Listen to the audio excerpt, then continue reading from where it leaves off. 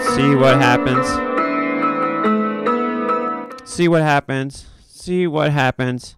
I get flustered and I put different music on because of complaints, and I get copyright strike worldwide blocked on the last video because it said that I was basically using a Fish song from some concert. You know, it's so funny because it used to be like, oh yeah, Fish is cool, like the Grateful Dead, and you can record their shows and blah blah blah. And now you record a show. It's the same thing with like the revamped Grateful Dead. Now you record a show and you put it up on YouTube, and they like just totally like fry you, block you. And that's not only, I can understand them blocking like monetization, like, yeah, I shouldn't make money off someone else's concert, but they will block me putting the song up even if I'm making no money from it. They just block you. And it's like from the bands that like supposedly were like, oh yeah, you know, Jerry Garcia once famously said, once we're done with it, you can have it. Both them and Fish are on nugs.net. All their music goes there, and these guys aggressively pursue anybody who puts up any music on YouTube, which is pretty annoying. Anyway, so my video just got taken down and blocked. So we're going to do a little redo. I apologize for people who've already seen some of this, but maybe, you know, this is good to redo it. So anyway, it's interesting. Gorilla Trades came out with a recommendation for these options, and I just wanted to check and see time and sales just to kind of gauge how many people actually took them up on it. And it was an options trade, and I look at time and sales here,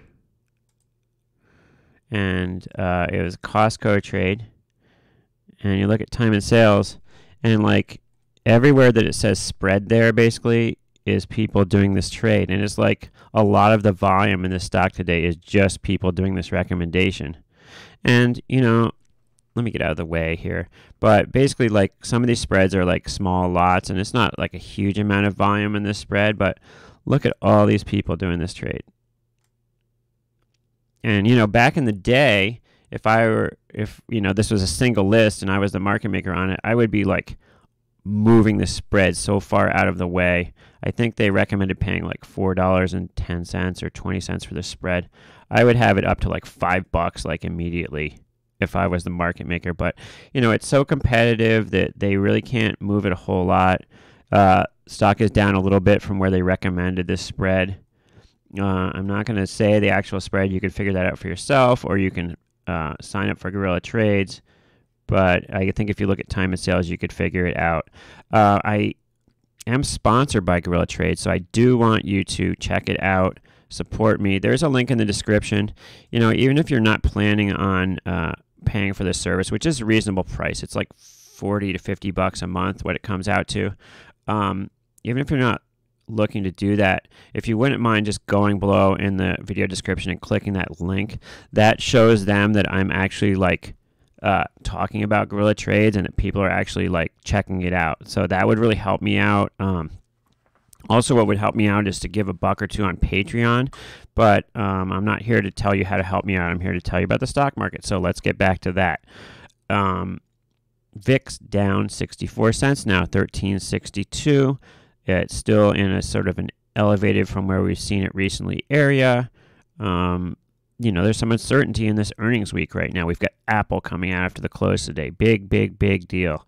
And Gorilla Trades made the news by recommending Apple and saying that it's going to go higher.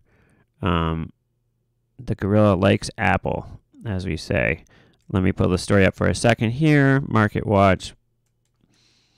Apple shaping up for a massive earnings beat, strategist predicts, and it's got Ken Berman, who is the gorilla from Gorilla Trades, recommending Apple. So we'll see what happens. As I said in the other video, I am not Gorilla Trades. I'm myself, and I don't you know, sort of endorse every call they make, obviously. He's been very successful, better stock picker than I am, certainly. But I'm my own trader, and just because I work with a company doesn't mean that I endorse all their trades. You should make up your own decisions on what trades you want to make by yourself.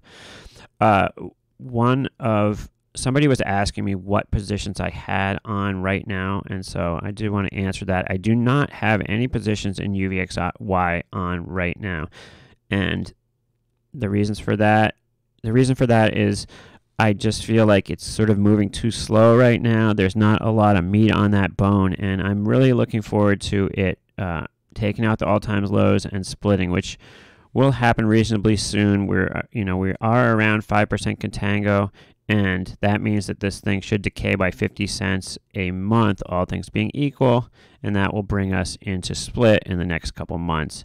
And once it splits, I'll be much more interested in playing it. I'm kind of hanging out. I would play it on a spike now, but that's about all. But the positions I do have on right now is I am short a call vertical in Paycom coming into earnings here. I'm short the 17 August 1525 call vertical. I sold it for around $1, and so if it I'm betting 900. I could lose 900 or I'll make 100. I mean, it's not either or. It could go in the middle somewhere, but the most I could lose is 900. The most I could make is 100. It's a high probability trade. It's unlikely that it goes up there, but if it does, then I will lose money. But I like the idea of a high probability trade to have in my little portfolio here. Stock is down $2 today so far, so that helps me. The other trade I do have on is a Canopy Growth Stock Vertical. I am long the October. I'm sorry, I just bought straight out calls in October. I paid $3.30 for the October 25 calls, and this is just sort of I'm just bullish on the cannabis industry, and this is 80 days out, and it seems like a cheap way to get some long delta in that industry.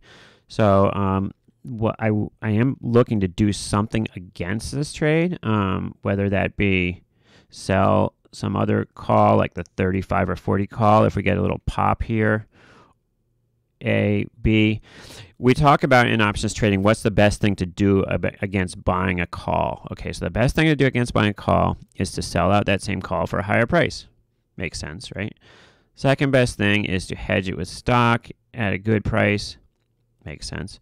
Third best thing is to spread it somehow with another option. So I'm looking to do one of those things, and we'll see what happens.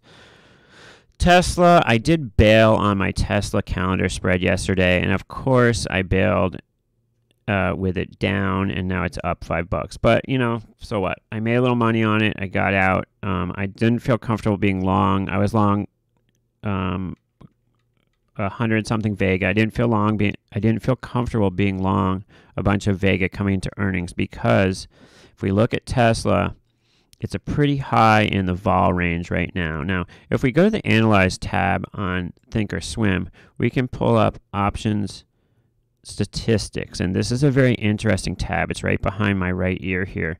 A lot of people are into this. Okay, current IV percentile. This is a very important statistic if you're trading options. IV percentile versus HV. Okay, IV is implied volatility, and this is like what the options prices are about. This is the level of the options prices. Okay, the next thing down here, HV, is the actual amount that the stock is moving around. Okay, so stock's moving around at 38, options are at 90. So if you're short options, you're making money right now because it hasn't been moving that much. Now, that's probably going to change real quick when earnings come out. It's probably going to gap one way or the other. At least that's what the options are implying here. When you have a high implied volatility, it means that somebody thinks that this is going to make a move.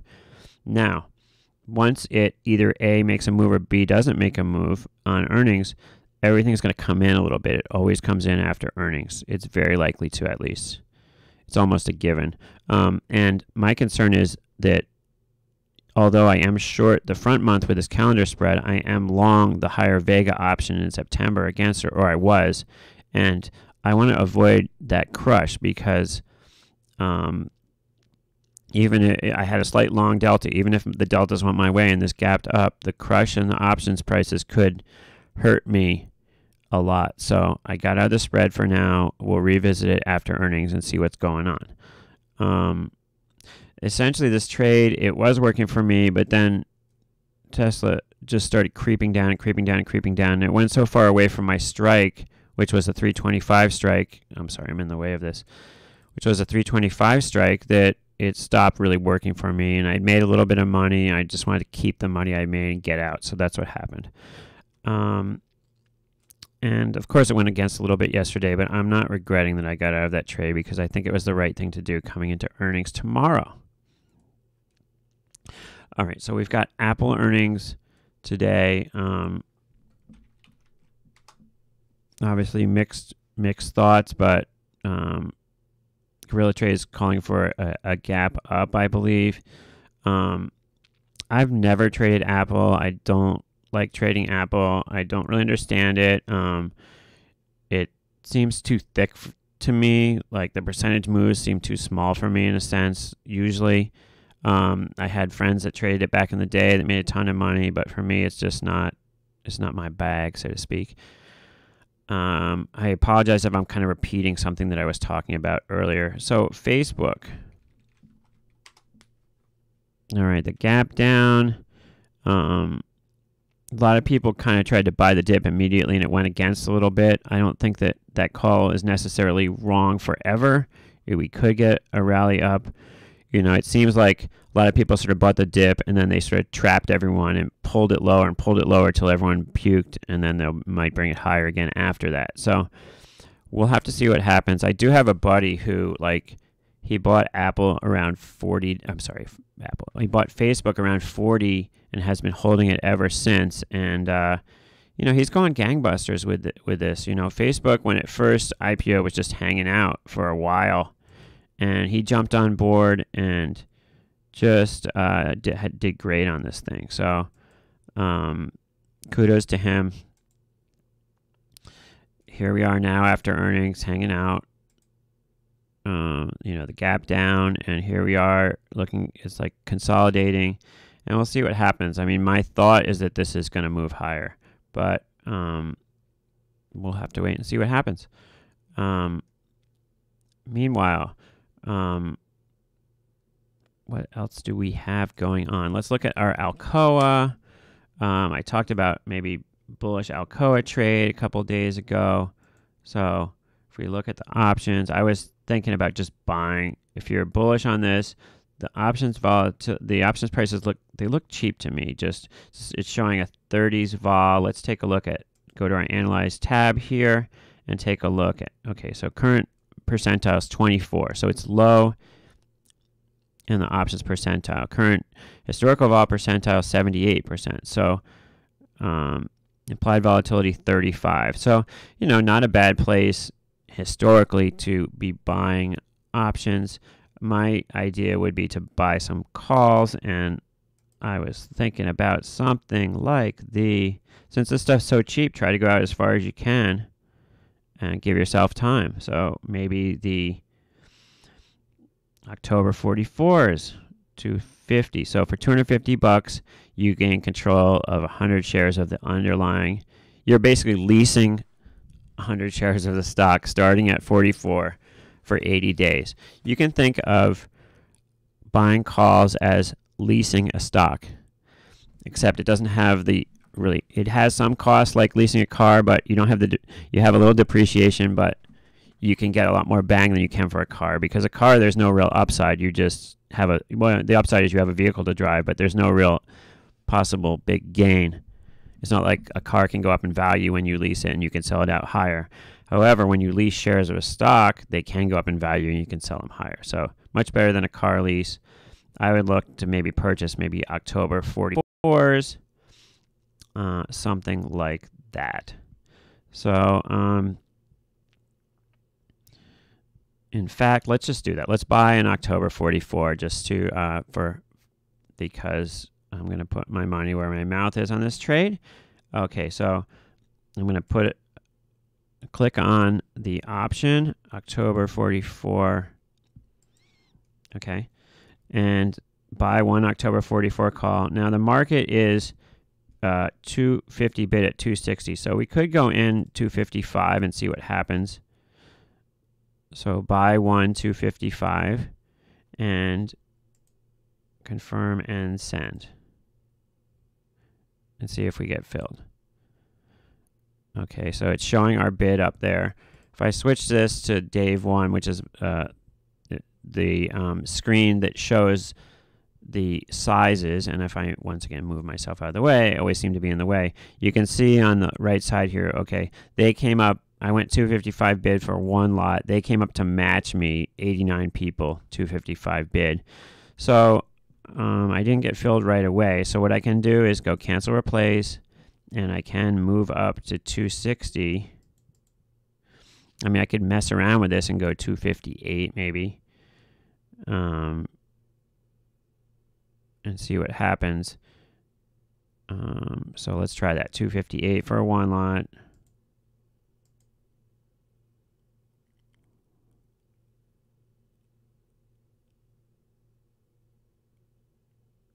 And there might be some sort of requirement where it has to be 5 cents wide over a certain amount, but yeah, so let's just move up to 260 bid. I'm not really sure. I might have to do these in 5 cent increments. I'm not really sure about that. I apologize for my lack of knowledge on this particular thing. So let's go up to 260. So we'll pay 260 for one lot, okay? And we're filled. We bought one lot for 260. Okay, so we'll monitor that trade over time and see what happens. Let's take a look at another couple ones. Square. Now, this one's been a big mover and shaker recently. Square, look, it's sold off from 73 down to 64. And a lot of people have made a lot of money on this one. I was looking at it around 70 the other day, and I'm glad I didn't really make any move on that one because that would not have worked out, would it? But a lot of people into Square. Let's take a look at Paycom and the spread that I put on there. Now, once again, I sold the 115, 125 for, I think I sold it for 95 cents. Just small, just a one lot, just to check it out. If I look at the bottom of the screen here, we can see, we can't see much because it's blocked out, but let me move it up like that. Okay, so I sold a one lot spread. Now, this is a $10 vertical, so it's going to reduce your buying power by $1,000 because that's the most you could lose. Now, we collected $100 on it, so the most we could lose is 1,000 minus the 100 we collected. I think I sold it for 95 cents actually, and the stock's moved down $1 since then, so that trade's going well so far. Probably I've got, I think, 17 days left till expiration, so we'll follow that moving forward. Let's take a look at Costco again.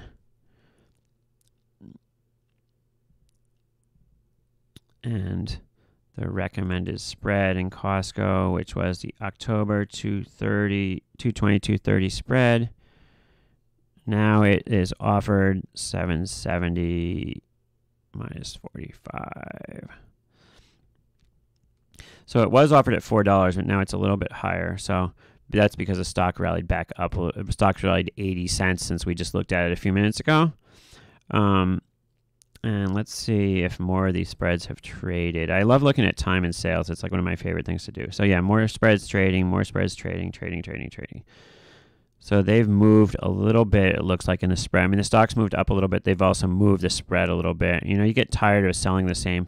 Now, for a market maker, if you have stuff on your sheets, why would you sell the spread? Everybody wants to buy it. Why would you sell it? Well, if you have other options on your sheets that you're trading against it, it can make sense. And if you sell the spread, you buy stock against it. So it's not just like you do the trade and you forget about it. No, you hedge it with stock. So for example, if I were a market maker and I sold this spread, okay. So let's go to our Analyze tab. and I sold the October 222.30 spread. Let's say I sold it 50 times, okay?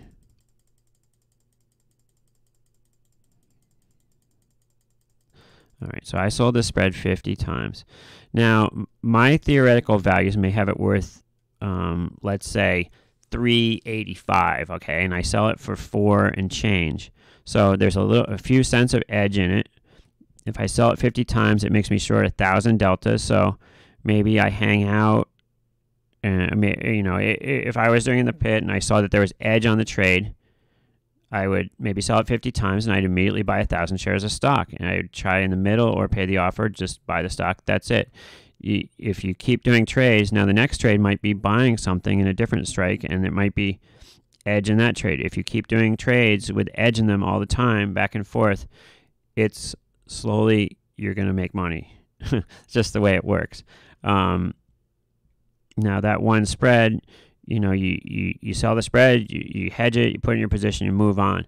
Other stuff you're going to be doing against it is going to have theoretical edge, and that edge is going to come in at some point.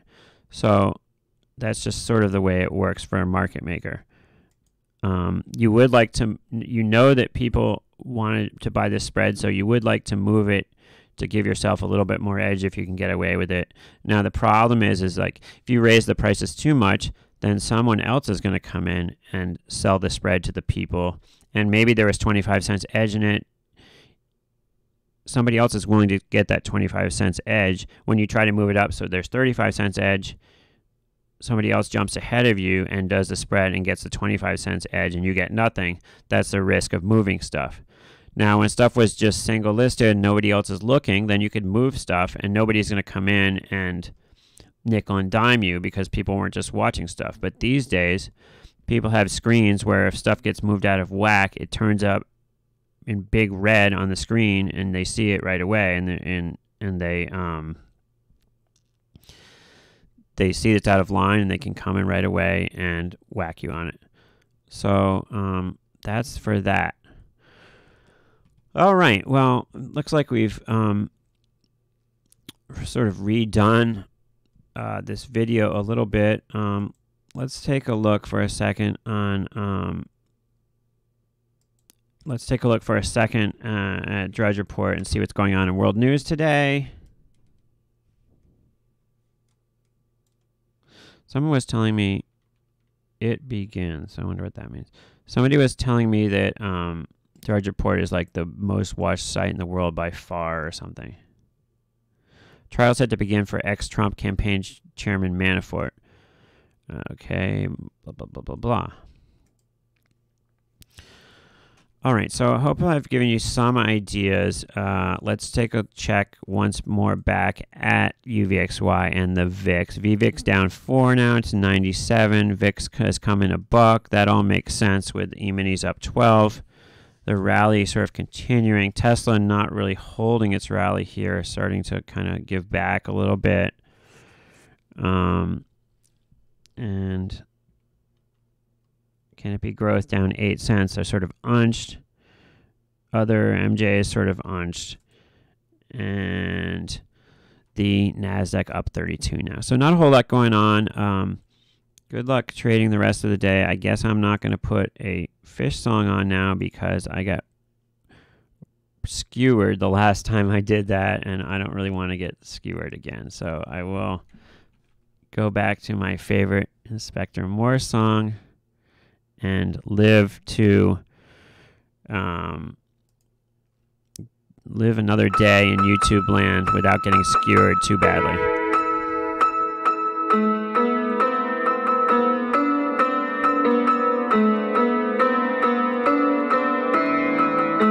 Thanks, folks, and sorry that the video got taken down before.